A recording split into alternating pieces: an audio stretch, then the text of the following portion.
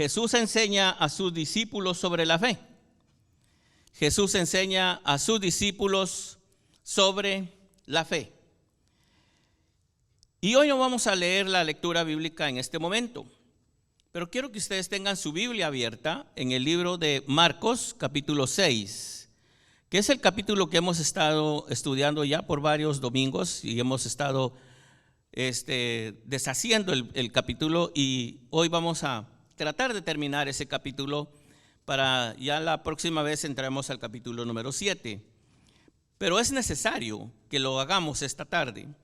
Entonces, tenga su Biblia abierta en el capítulo 6 para ir conmigo viendo que vayamos todos en el orden correcto de lo que dice la palabra.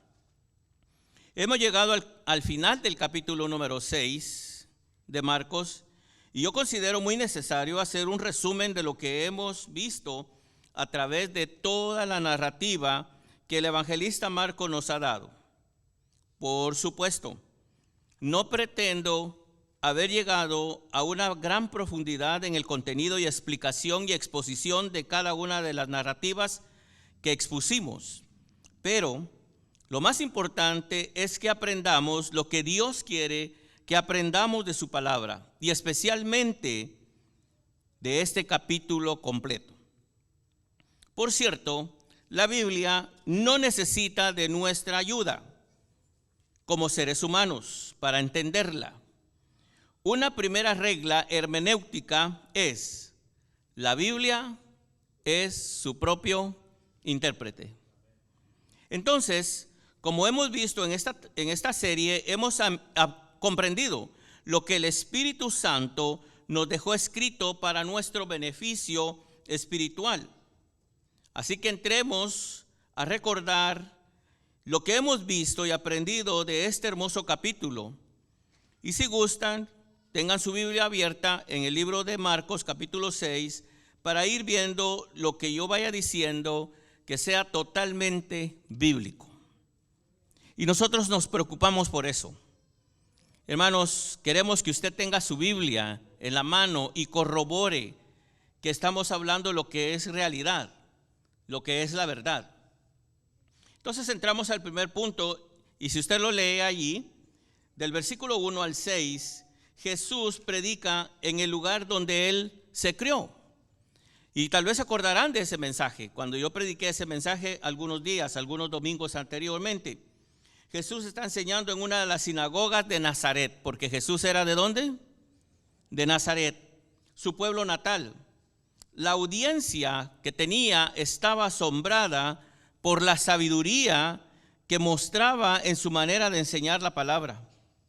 El pueblo no podía creer que un miembro de su comunidad, una persona a la que conocían muy bien, hablara con tan profunda sabiduría y conocimiento del Dios Todopoderoso. Ellos conocían a Jesús como el hijo del carpintero. Además, conocían a toda su familia y hasta conocían los nombres de sus hermanos varones, que eran Jacobo, José, Judas y Simón. Y no solo eso, conocían a la madre de Jesús y conocían a las hermanas de Jesús. Y Marcos nos da todos esos detalles que ya tratamos, y son detalles interesantes, porque vemos que Jesús era participante de una familia completa. Entonces, el asombro que tenía la comunidad crece aún más al no saber el origen de su capacidad y sabiduría. Pero más asombroso aún, les causaba que pudiera realizar milagros con sus propias manos y en presencia de la concurrencia. Los mismos ciudadanos de otras aldeas de la misma región no creían que en Nazaret, el lugar en donde Jesús se había criado, produjera algo bueno. Y no digamos alguien con tanto poder espiritual, aún de reprender demonios. Y esto lo podemos ver en Juan capítulo 1, versículo 48, si gustan irse allí. Juan 1:48, cuando Felipe, uno de los discípulos invita a Natanael a venir con ellos y ver a Jesús. Las palabras que Felipe dijo textualmente fueron: y Natanael le dijo, ¿puede algo bueno salir de Nazaret? Felipe le dijo, ven y ve. Y como les prediqué en ese mensaje, la gente no creía que Jesús tuviera el poder de Dios en su vida. Y si se acuerdan un poquito, hasta su propia familia creía que Jesús estaba loco. Porque lo que hacía eran cosas que ellos consideraban cosas de loco. Predicar el evangelio le parecía a la gente cosas de loco. El día de hoy, ¿qué le parece a la gente predicar el evangelio? Cosas de loco. De hecho, mucha gente nos dice a nosotros los locos evangélicos. Hay otros que nos dicen los locos protestantes. Y hermanos, no importa qué loco sea usted, pero que sea loco de Cristo. Amén. Que de verdad está enamorado del Señor. Yo me acuerdo que cuando uno es novio de la esposa, que ahora es su esposa, o al revés, usted era novia del que ahora es su esposo, tal vez en alguna oportunidad, tal vez, no sé, ¿verdad? Pero tal vez usted dijo, ay, estoy loco por este hombre o por esta mujer. ¿Alguno lo dijo? ¿O solo yo lo pensé? No quieren decir, ¿verdad? Porque ahora ya hay mucho compromiso. Eso fue cuando estábamos locos, cuando estábamos locos, ¿verdad? Pero ahora ya estamos un poquito cuerdos o estamos más locos. Yo no sé en qué situación estaremos. Pero lo importante es que predicar el evangelio es, el mismo apóstol Pablo dijo, lo consideran una locura. Y en realidad, hermanos, nosotros sabemos que predicar el evangelio es lo mejor que nos pudo haber sucedido. Aceptar a Jesús como nuestro Salvador. Ahora mire lo que dice en Marcos 6:4. Jesús mismo dijo, no hay profeta sin honra sino en su propia tierra y entre sus parientes y en su casa. Entonces, más claro ni el agua. Felipe expresa lo que era de dominio público. Nazaret no era un pueblo muy bien visto, pero qué gran lección Jesús nos muestra aquí. Es muy difícil, no imposible, pero sí difícil que alguien sobresalga y sea aceptado por su propia gente. Y ustedes lo ven. En el deporte, la gente, nosotros los hispanos, muchas de las veces seguimos a gente de otros lugares, pero no a la gente de nuestro pueblo, de nuestra nación o de nuestro entorno. Con este rechazo del que fue objeto Jesús en su propia tierra, si él hubiera sido una persona común y corriente, ¿qué cree usted que hubiera hecho? Se hubiera desanimado. Pero Jesús hizo lo contrario. Intensificó sus esfuerzos evangelizadores y realiza una campaña personal de intenso trabajo al grado de no tener tiempo ni para comer, enseñando, sanando a los enfermos y expulsando a los demonios. ¡Qué poder de Dios! ¡Qué poder de Jesucristo! Y esto nos invita a entrar a la segunda parte del texto, que sería, en este caso, Jesús envía a sus discípulos en su primer viaje misionero, del versículo 7 al versículo 13. Y cuando lo lean, ustedes se van a acordar de que hablamos esa vez. Marcos nos cuenta la experiencia que tuvieron ahora los ya apóstoles. Ahora, acuérdense que para este capítulo ya no eran discípulos. ¿Ahora qué eran? Apóstoles. Habían subido ya de rango. Así que ya habían pasado las primeras enseñanzas. Ahora estaban listos ya para ser unos apóstoles. Y entonces la primera experiencia de ellos fue de ir de dos en dos a predicar a las diferentes regiones, pueblos y aldeas, sin llevar nada para vivir. Es decir, el propósito de Jesús era que los discípulos desarrollaran su fe. Ese era el propósito. Jesús quería que los apóstoles ahora desarrollaran su fe. Los apóstoles vieron la mano de Dios en su ministerio y se gozaban de desarrollar y obedecer lo que su maestro les había enviado a hacer, porque se sentían satisfechos. Ellos oyeron la orden del Señor y le dijo: váyanse dos en dos, no lleven nada y Dios les va a proveer. Y ellos creyeron al pie de la letra cuando Jesús les dijo estas palabras. Fueron, hicieron su trabajo. Entre el trabajo que ellos hicieron y ya cuando venían de regreso para dar su reporte, Marcos nos cuenta una historia muy interesante, del versículo 14 al versículo 29.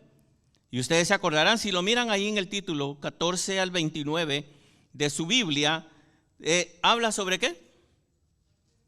La muerte de Juan el Bautista. ¿Por qué metió Marcos esa historia allí? ¿Cuál fue el propósito de ponerla exactamente ahí? Y no solamente lo hace Marcos, también lo hacen los otros evangelistas. ¿Cuál era la intención? Porque tiene que tener una intención. La historia en realidad es una historia terrible. Nosotros ahora la leímos y la estudiamos ese día como algo así como, bueno, mataron a Juan, porque la Biblia dice que había que matarlo. Y Juan fue un buen abridor de caminos. Fue el que abrió el camino para que Jesucristo entrara. Entonces ya estaba escrito. Pero hermanos, pónganle atención a la historia. Es una historia terrible. Es una trama horrible. Se ve lo que es realmente el ser humano. La maldad en persona, en la persona de Herodías. ¿Se acuerdan de eso?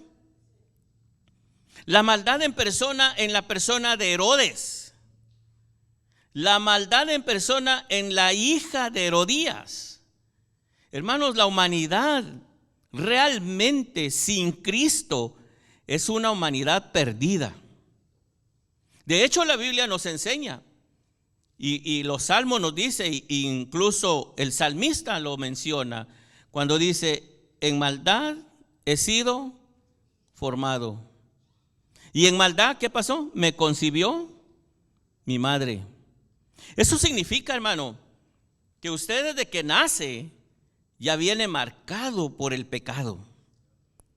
Y si usted viene marcado por el pecado, y si usted lo está aprendiendo esta tarde, sabe que lo que dice Romanos 3:23 es una realidad. Por cuanto todos pecaron, ¿qué más sigue? Están destituidos. ¿Y usted entiende lo que dice, lo que es la palabra destituidos? Quitado, ¿verdad? Quitado, lo hicieron a un lado. Usted es un cero a la izquierda. Cuando usted ha pecado delante de Dios, es como un cero a la izquierda. No vale nada. Usted no tiene valor porque su pecado no ha sido perdonado. Pero aquí viene la obra redentora de Jesucristo, el poder del evangelio de Cristo, el plan de salvación y el plan de redención para que hoy nosotros disfrutemos de verdadera comunión con Dios. La misericordia de Dios, la gracia de Dios.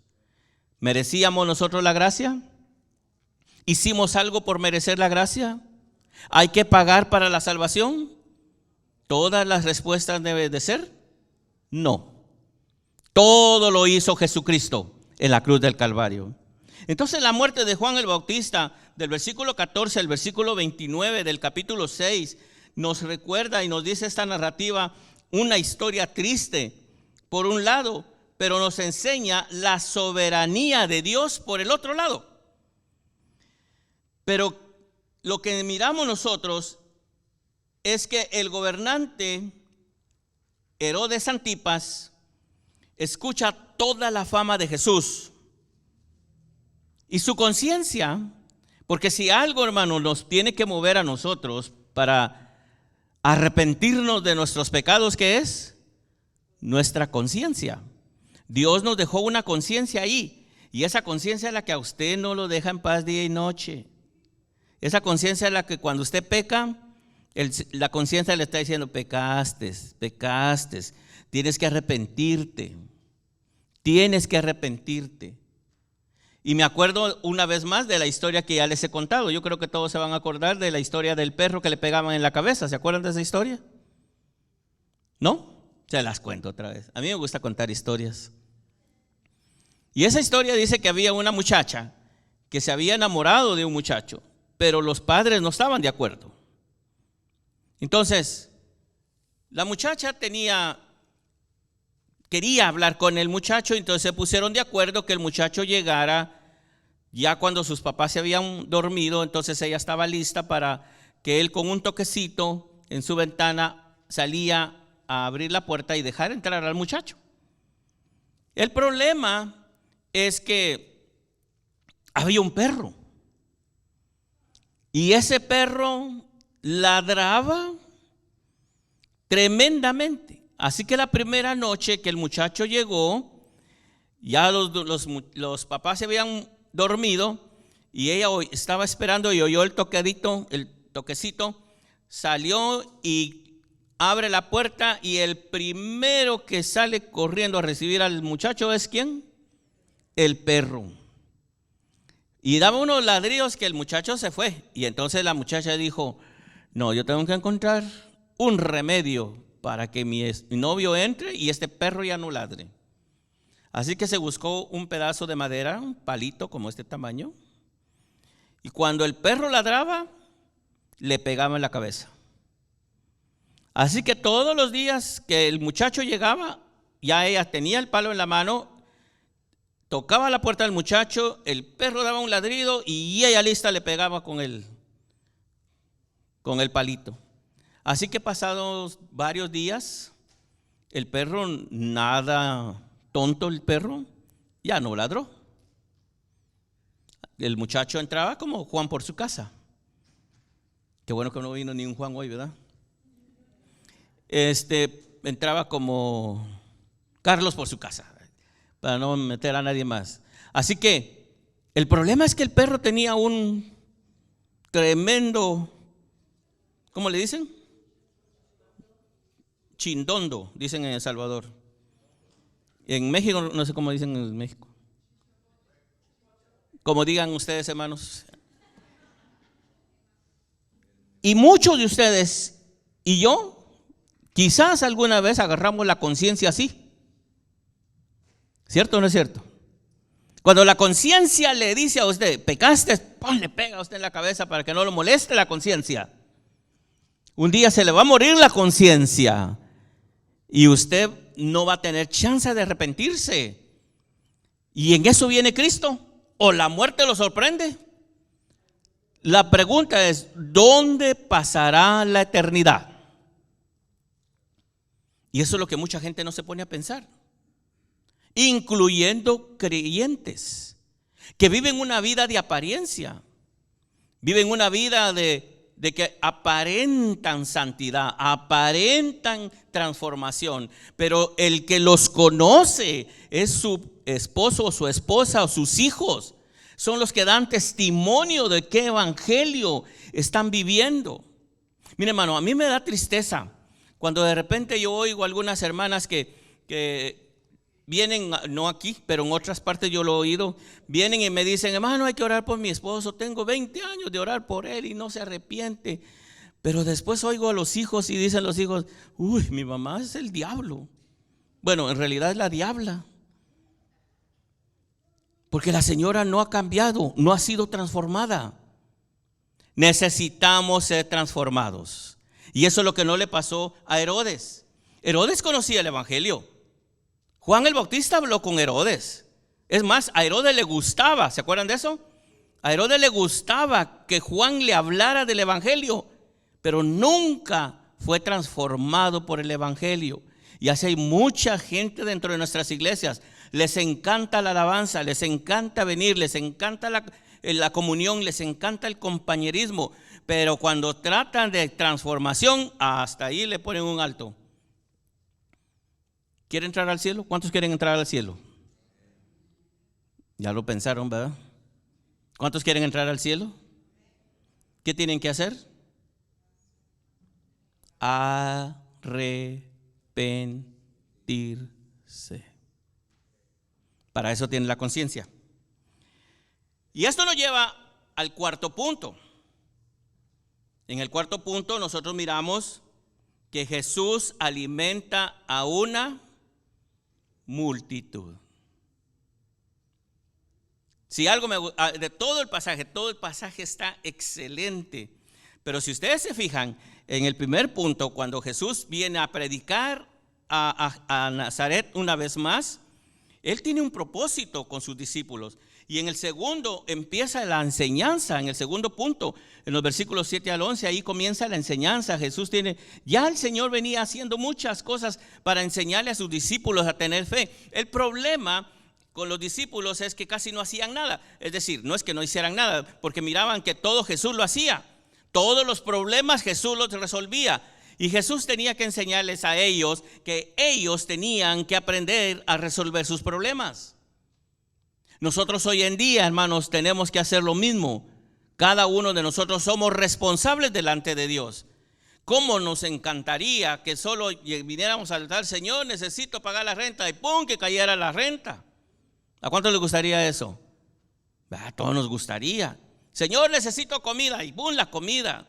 No, Dios nos dejó inteligencia, capacidad, porque todos somos capaces, todos somos inteligentes para hacer nuestras labores, para pensar cómo manejar la plata. Y ahí entran muchas cosas. Y me llamó mucho la atención esta alimentación de los 5,000, porque el propósito de Jesús, Marcos nos cuenta en los versos 30 al 44, el milagro portentoso de la alimentación de una gran multitud. Los apóstoles habían regresado de la gira misionera que Jesús había enviado a sus discípulos y ahora necesitaban un descanso.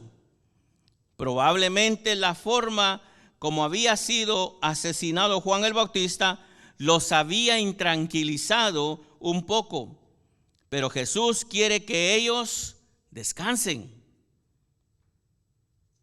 porque Dios quiere que usted descanse, hermanos. Dios no quiere que usted se mate trabajando. ¿O usted cree que eso es lo que Dios quiere de su vida? No, nos dio órdenes, nos puso una orden. Tenemos nosotros que seguir lo que se nos explica para vivir mejor. Alguna gente no puede manejar la plata y se matan trabajando. Pero no es el problema que Dios no les dé. ¿Cuál es el problema? Una mala administración. Son malos para administrar, pero malos. Todo el tiempo andan, como dicen en México, andan brujas. Y eso significa que no tienen nada de dinero, ganando dineral. Y cuando ven que el otro hace lo mismo, pero ese sí tiene dinero, hasta la acusan. No, de seguro tiene pacto con el diablo. Y no se da cuenta que el que está bajo las órdenes del diablo es él, ¿verdad? Hay que tener cuidado con eso. Así que Jesús lleva a un lugar apartado a sus discípulos, apóstoles en este caso, y para ello lo sube a una barca desde donde él predicaba y enseñaba a la multitud. Como vimos nosotros en la historia, la gente no le perdió ni pie ni pisada al grado de correr alrededor del lago y llegar aún antes que ellos. Mire, hermano, eso sí me impresionó a mí. Cuando yo estudié este mensaje y lo prediqué, ese pedacito me había impresionado el hambre que tenía la gente de Jesús. Entonces la pregunta obligada sería aquí, hoy para nosotros: ¿qué tanta hambre tenemos nosotros de Jesús? Amén. Y eso no lo voy a contestar yo. ¿Quién lo tiene que contestar? Cada uno de ustedes. ¿Cuánto aman ustedes a Jesús? ¿Cuánto desean estar en los atrios de la casa de Dios? Eso es lo que dijo David. ¿Se acuerdan de lo que David dijo? Que es mejor estar en los atrios de la casa de Dios un día que 1000 fuera de ellos. Hermanos, venir a la casa de Dios es una buena decisión. Y yo les felicito a ustedes que vinieron. Que el Señor bendiga sus vidas. Así que cuando Jesús y sus discípulos llegaron al lugar escogido, ya la multitud los estaba esperando. Jesús muestra su compasión hacia aquella multitud.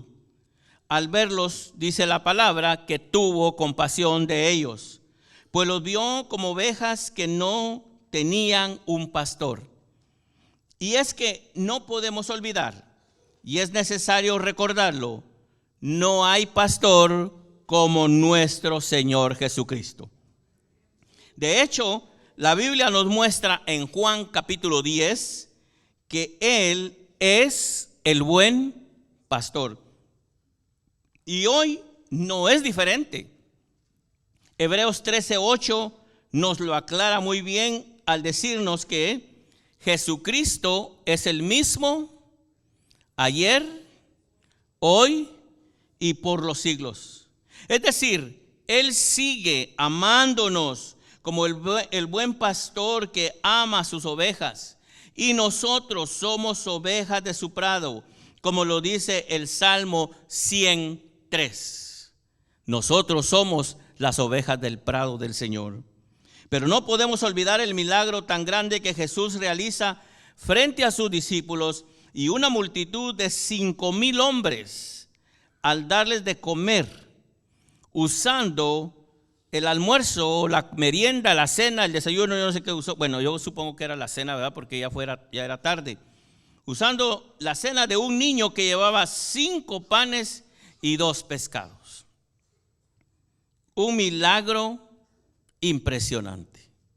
Sin embargo, de acuerdo con el Evangelio de Marcos o con el evangelista Marcos, este milagro también tenía el propósito de mostrarles a los discípulos que era lo que Jesús quería enseñarles, a que aumentaran su fe en Él. Ese era el propósito. Ya ellos ya sabían que era la fe. Ellos ya habían experimentado lo que era la fe. Ahora, ¿qué era lo que Jesús quería? Práctica, que lo pusieran en práctica. Y aquí es necesario enseñarle algo muy importante a la congregación. Y es que Dios a nadie quiere a la fuerza. Y no nos enseña nada si no estamos dispuestos a aprender. Como ustedes pudieron oír en el sermón que se predicó al respecto, en Marcos 6:52, nos dice: porque no habían entendido lo de los panes, sino que su mente estaba embotada. Y la versión Reina y Valera nos dice: porque aún no habían entendido lo de los panes, por cuanto estaban endurecidos sus corazones. Pero usted me va a preguntar, ¿cómo tenían endurecido el corazón los discípulos si andaban con Jesús? Entonces, ¿dónde quedamos nosotros? La diferencia entre ellos y nosotros, hermanos, que ellos estaban al lado de Jesús, caminaron con Jesús, andaban con Jesús, aprendiendo con Jesús. Nosotros tenemos a Jesús dentro de nuestro corazón. ¿Ve la diferencia? Pero aún sin embargo, hermanos, hacemos lo mismo que hicieron los discípulos. Y es decir, que los discípulos no es que no tuvieran totalmente nada de fe, eso ya lo aclaramos.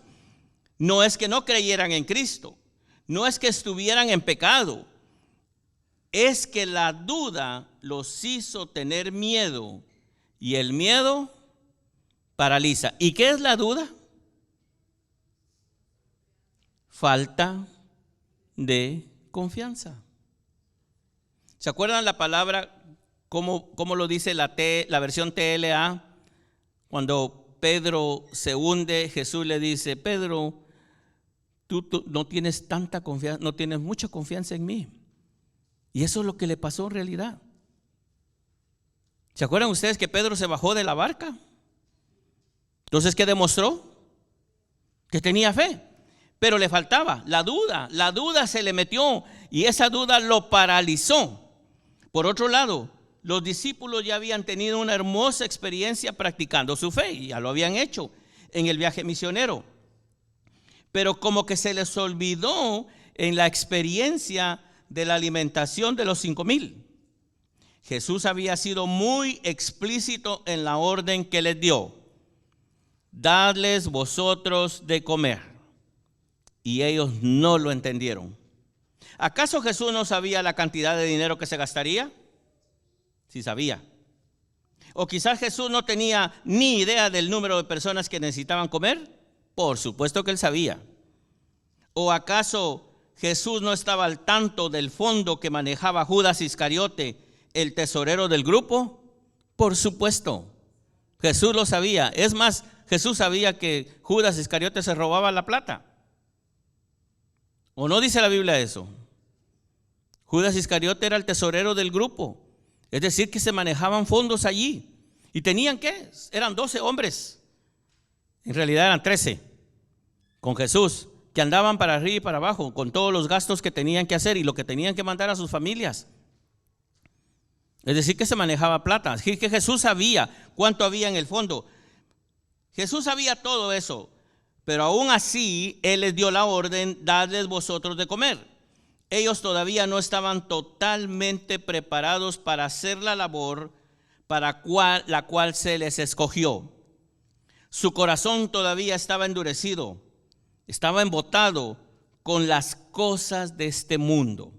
Entonces la pregunta esta tarde para nosotros sería: ¿cómo está nuestro corazón?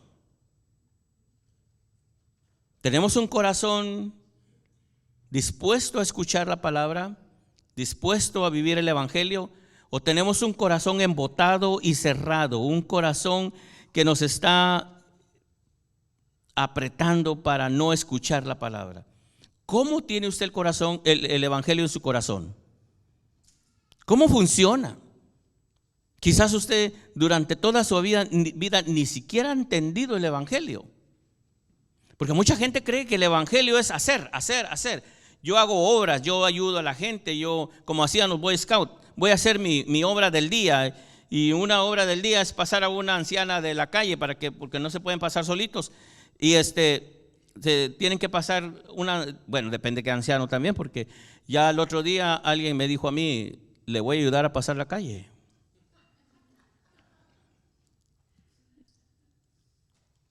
Y siempre que me voy a pasar una calle, mi esposa me dice: mira para los dos lados, no te vaya a matar un carro. ¿Y usted cree que me gusta? Porque ella lo hace por amor. Pero yo no me siento tan inútil. Pero de repente dije yo un día: voy a comprarme un dron y me voy a tomar un video para ver cómo camino, cómo ando, quizás si necesito ayuda. No sé, eso solamente Dios lo sabe. Pero en este caso, hermanos, ¿cómo está nuestro corazón? ¿Cómo estamos nosotros aceptando lo que el Señor nos está enseñando? El corazón de los discípulos todavía estaba endurecido, estaba embotado por las cosas de este mundo. Y para recibir lo que Dios tiene para nosotros el día de hoy, primero nosotros necesitamos desendurecer nuestros corazones. Porque si nuestro corazón está endurecido por cualquier circunstancia de la vida, es una barrera para que nuestra fe crezca. No crecerá. Si usted, en lugar de confiar en Dios, confía en sus fuerzas: es que yo me levanto temprano y me termino tarde para trabajar, es porque tengo fuerzas. No, hermano, no se equivoque, no se confunda. Usted tiene fuerzas por la gracia de Dios. ¿Quién le da las fuerzas? ¿Quién le da a usted lo que tiene? No es que usted haya sido inteligente. Hay gente que dice: no, hermano, es que yo sí sé administrar el dinero. Yo no me gasto nada. Es más, no me como un banano para no tirar la cáscara. Eso ya es avaricia. Y los avaros no heredarán el reino de los cielos. Qué tremendo. Qué tremendo. Así que, hermano, Jesús quería que sus discípulos aprendieran bien la lección. El trabajo que les sería asignado no iba a ser cosa fácil, como lo vemos después de la muerte y resurrección de nuestro Señor y Salvador Jesús. La iglesia al día de hoy, si quiere aprender, debe mostrar interés. Esto es como si un hermano quiere aprender a tocar un instrumento y no quiere estar bajo la tutela de un maestro y quiere aprender por él mismo. ¿Cómo lo va a lograr? Y esto no solo se aplica a un músico, sino a cualquier estudiante. Para aprender debemos someternos a la autoridad. En el caso de nosotros el día de hoy, debemos someternos a la autoridad de Dios a través de su palabra, para que nuestro corazón se desembote o se desendurezca y de esa manera estemos a disposición de la voluntad de Dios. Pero si tenemos el corazón, la mente embotada de tantas cosas, de tantas preocupaciones, hermano, usted no va a poder tener una comunión con Dios como debe de ser. Usted necesita entregar su corazón y decirle: Señor, aquí está mi corazón. Yo todos los días tengo que hacer esa lucha. Como decía en su enseñanza Rudy el otro día, yo todos los días tengo que batallar conmigo mismo. Yo todos los días me tengo que predicar el evangelio, decía. Y yo lo mismo, yo corroboro lo que está diciendo. Yo tengo que hacer lo mismo.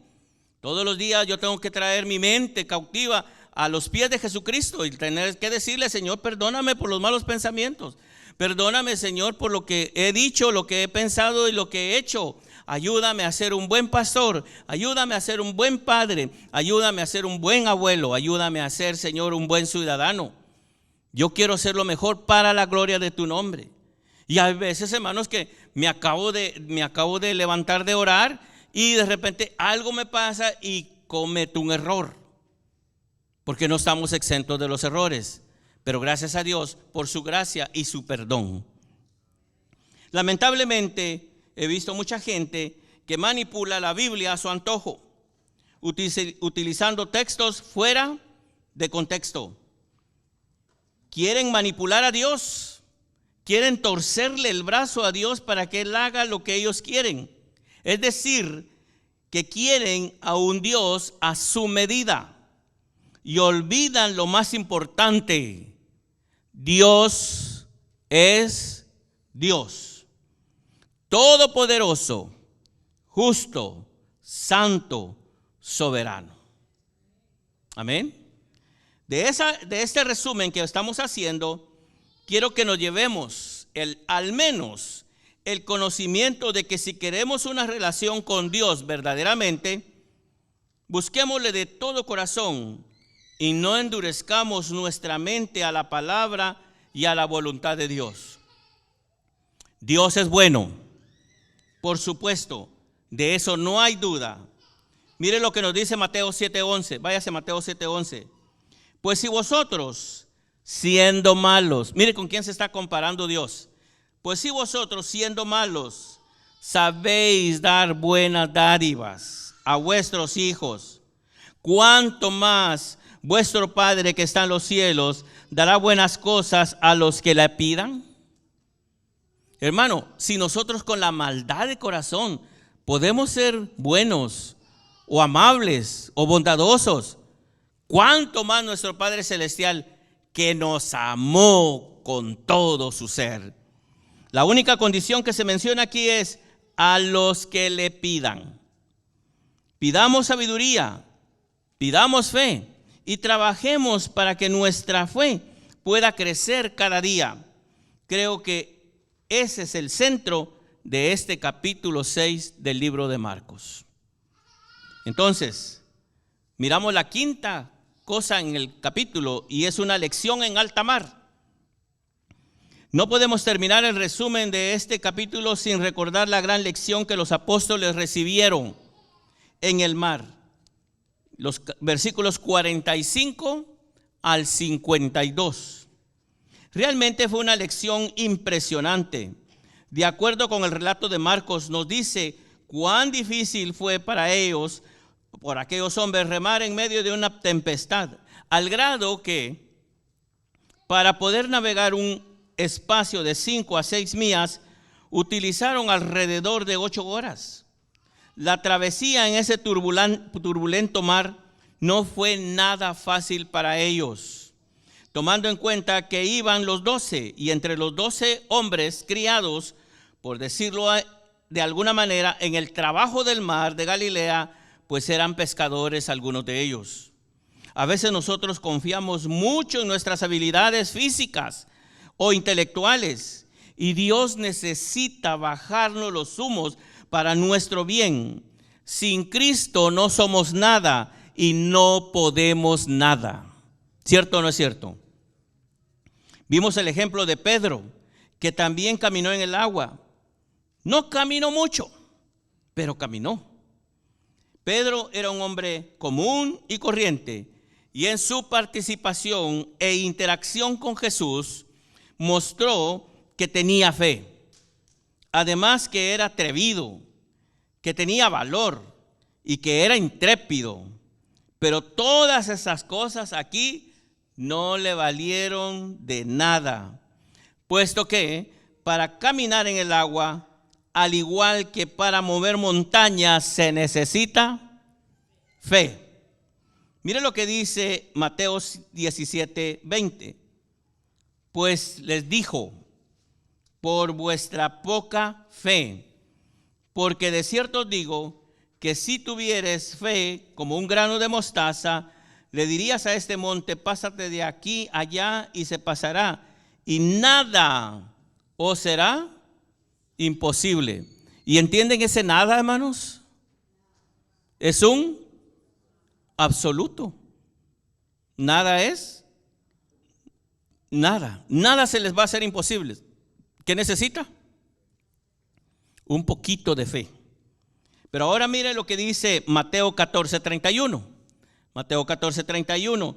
Al momento Jesús, extendiendo las manos, asió de él y le dijo: hombre de poca fe, ¿por qué dudaste? ¿Cuál fue el problema de los discípulos en Mateo 17:20, el versículo que leímos antes? Cuando no pudieron expulsar el mal espíritu de aquel joven, porque la historia es de un joven que tenía un mal espíritu. Y ellos oraron por él y reprendieron al espíritu, y el espíritu no se salió hasta que vino Jesús. Y Jesús los sacó, y Jesús los regañó a ellos. Entonces ellos, así avergonzados, le dijeron: Señor, ¿y qué fue lo que pasó con nosotros? Y el versículo dice: por vuestra poca fe. No les dijo: es que ustedes no tienen fe. Les dijo: vuestra poca fe. ¿Y qué le dijo a Pedro? Cuando le dijo: Señor, sálvame. Hombre de poca fe. Es decir, tenía fe. ¿Cuál fue el problema de Pedro? Que ya no pudo caminar en el agua y se estaba hundiendo. Poca fe. ¿Tenían fe los discípulos? Sí, tenían fe, pero poca. Ahora la pregunta para nosotros. ¿Cuál es la pregunta? ¿Y nosotros tenemos fe? ¿Tenemos o no tenemos? ¿Y cómo la tenemos? ¿Como la de los discípulos? ¿O le ganamos a los discípulos? Hay que hacerse un examen, ¿verdad? Hay que hacerse un examen. Comparado con los discípulos en este tiempo, ¿cómo está nuestra fe? Esa es la pregunta del millón. Pero hermanos, quiero animarlos a que no desmayemos, sigamos adelante, sigamos buscando la presencia de Dios y su ayuda para aumentar nuestra fe cada día, y que un día se diga de nuestra fe lo que se dijo de Abraham en Génesis 15:6. Y Abraham creyó en el Señor. ¿Qué hizo Abraham? Creyó en el Señor y se le reconoció por justicia. ¿Y qué fue lo que hizo Abraham para que la fe o lo que creyó se le reconociera como justicia? Dios le había prometido que le daría un hijo cuando él ya tenía 75 años y su esposa tenía 60 años. No voy a entrar en más detalles de todo eso, solamente de esa edad. Y Abraham creyó a la palabra de Dios en su corazón, y pasaron 25 años para que esa promesa se cumpliera. Imagínese, hermano, es como si usted le dice a su hijo: hijo, te voy a comprar una bicicleta, y luego el niño todos los días está esperando la bicicleta, y pasan 25 años, y a los 25 años usted venga con la bicicleta. ¿Qué le va a decir el niño? Le va a decir: gracias, papá, yo esperé los 25 años. Capaz que se la tira, como son los muchachos el día de hoy. ¿No cree usted? Porque nosotros queremos todo rapidito. Y entonces nosotros miramos ahí que eso hizo Abraham, pero Abraham permaneció creyendo. Pero cuando ya el hijo prometido, Isaac, estaba adolescente, Dios hizo algo increíble para la humanidad, increíble para Abraham, algo asombroso. En Génesis capítulo 22, del versículo 1 al 3, dice: aconteció después de estas cosas que probó Dios a Abraham y le dijo a Abraham, y él respondió: heme aquí. Y dijo: toma ahora tu hijo, tu único, Isaac. Mire, Dios era tan explícito, le dice: toma ahora tu hijo, y luego le agrega ¿qué? Tu único. Es decir, tú no tienes otro hijo, el único, a quien amas. Otra cosa, ¿verdad? Tú amas a tu hijo. ¿Dios sabía que lo amaba o no? Claro. Y vete a tierra de Moriah y ofrécelo allí en holocausto sobre uno de los montes que yo te diré. Hermanos, qué prueba tan dura. Pero mire lo que hizo Abraham, versículo 3. Y Abraham se levantó muy de mañana y enalbanó su asno y tomó consigo 2 siervos suyos y a Isaac su hijo, y cortó leña para el holocausto y se levantó y fue al lugar que Dios le dijo. Todo estaba preparado. ¿Qué faltaba? En la mente de Abraham no faltaba nada. En la mente de Isaac sí faltaba algo. ¿Cierto o no es cierto? En la mente de Abraham, él sabía lo que iba. En la mente de Isaac dijo: traemos el fuego, traemos la leña, bien los muchachos, bien todo. Pero aquí hay algo raro. Falta algo, papá. ¿Qué era lo que faltaba? El cordero. Pero Dios tenía una relación con Abraham, le había dicho: yo quiero a tu hijo. Nosotros sabemos la historia. Y si acaso usted no la sabe, lo invito a que la lea desde Génesis capítulo 15 al capítulo 25. Pero Abraham estuvo dispuesto aún a sacrificar a su hijo.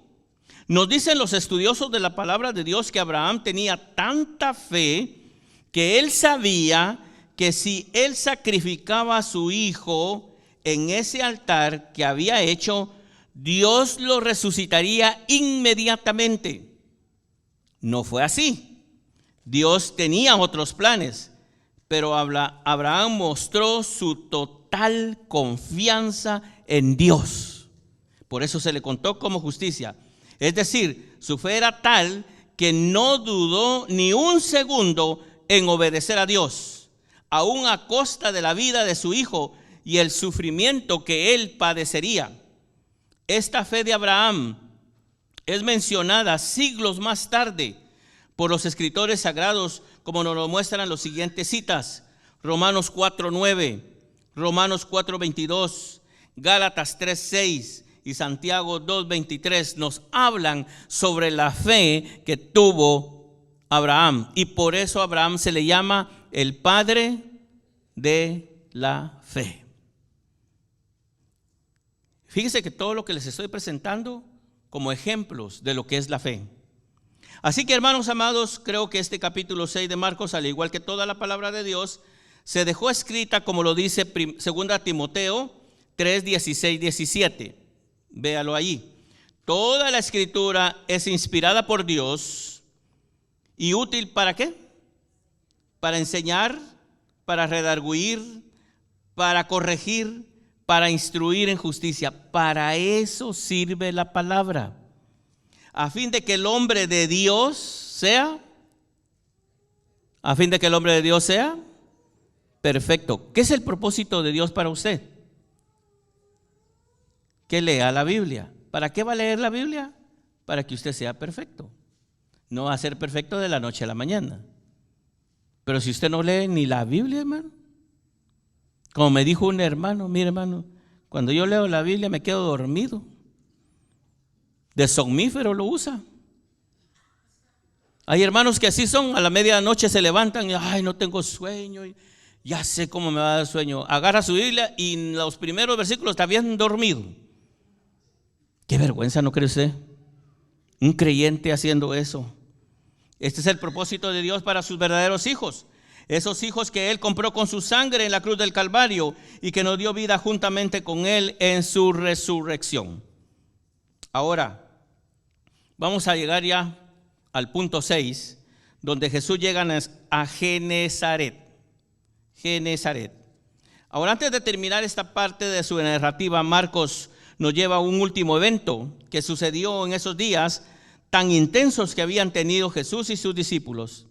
Recordemos que los discípulos recién habían regresado de su viaje misionero y que tan pronto como volvieron a juntarse, se juntaron los sucesos.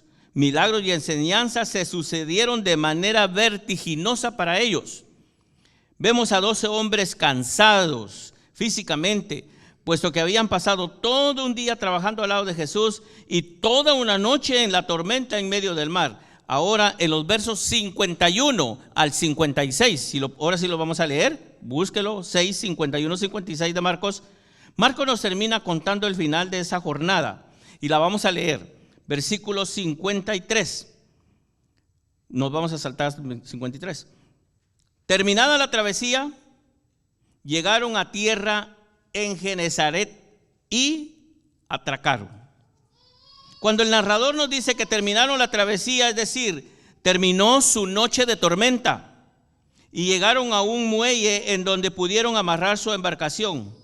Y Marcos es muy específico al decirnos a dónde llegaron. Llegaron a Genezaret. Wait a minute, dijera mi nieto. Pero ellos no iban a Genezaret, ¿se acuerdan? Ellos iban ¿a dónde? A Betsaida. De acuerdo con el verso 45, váyase al 45 y ahí dice que ellos iban para Betsaida, no iban para Genezaret. Entonces, ¿qué fue lo que pasó? Es que Dios tiene sus propios planes. Jesús conocía muy bien toda la situación y esta región de Genezaret, aunque era una región muy fértil, al grado que se decía de esta región, la región de Genezaret, que no existe planta que sea rechazada por este suelo fértil. Es decir, la tierra no se rehusaba a producir, era una tierra que producía. Y según el historiador Flavio Josefo, uno de los mejores historiadores de la cultura hebrea, nos cuenta que los productos de esa región estaban prohibidos de comercializarse en Jerusalén durante las fiestas, para evitar que algunas personas se sintieran tentadas a asistir a las fiestas solamente para degustar esos productos. Pero Genezaret necesitaba a Cristo.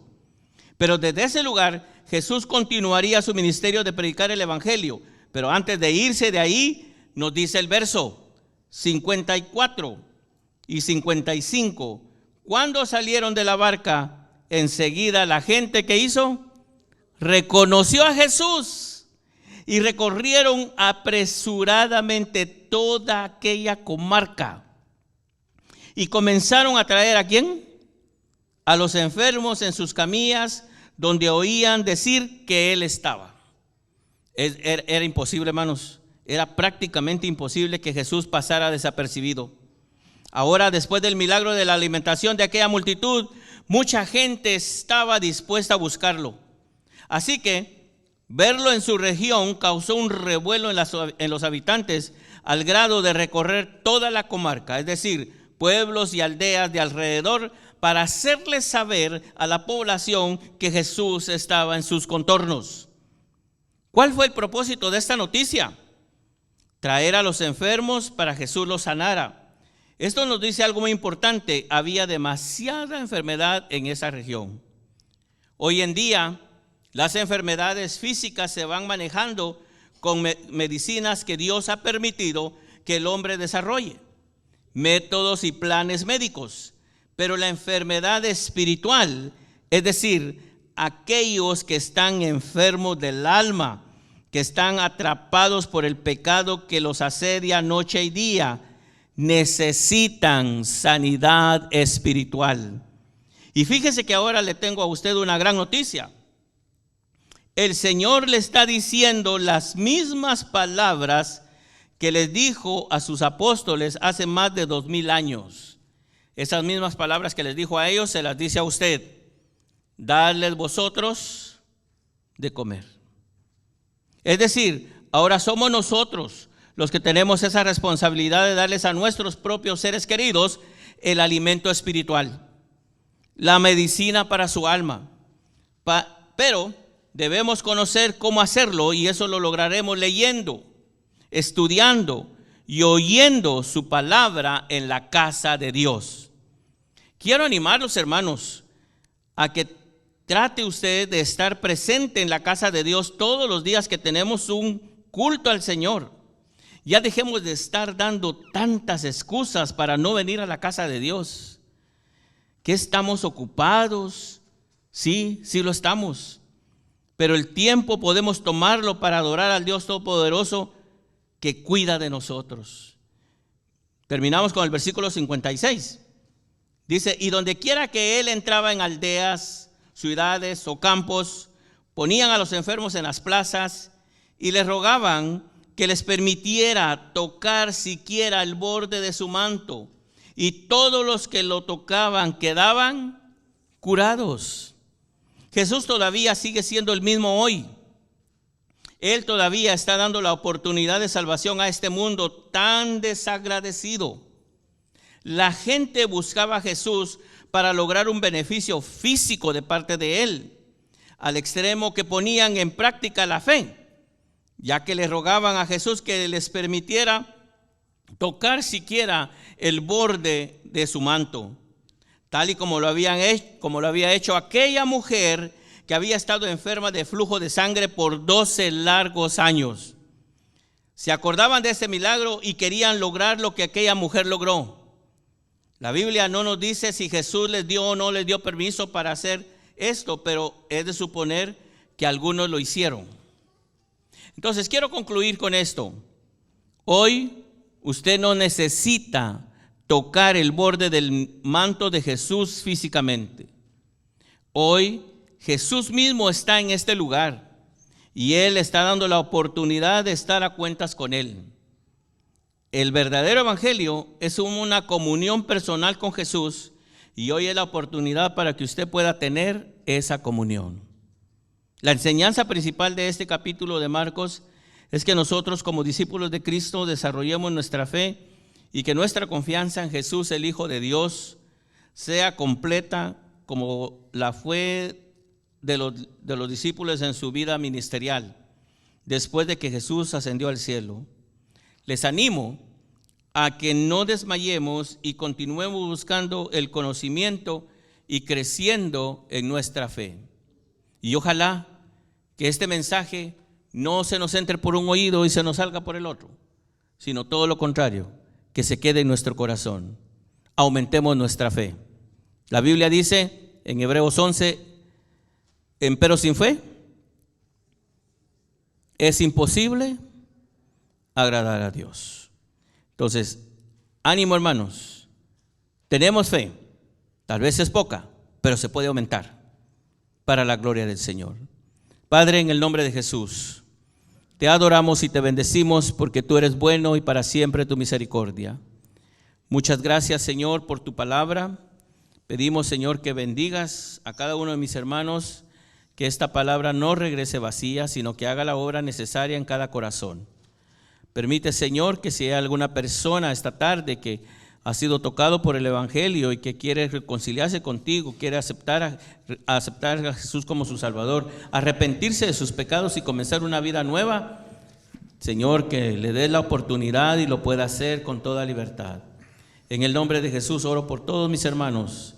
Señor, que no se nos olvide que tu palabra nos enseña que nosotros tenemos y podemos hacer que la fe crezca, esa fe que nos ayuda.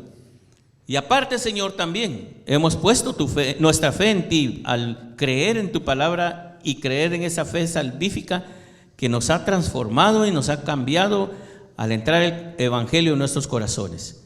Te adoramos y te bendecimos, Señor, porque tú eres bueno y para siempre es tu misericordia. Amén, amén y amén. Nos ponemos de pie, hermano.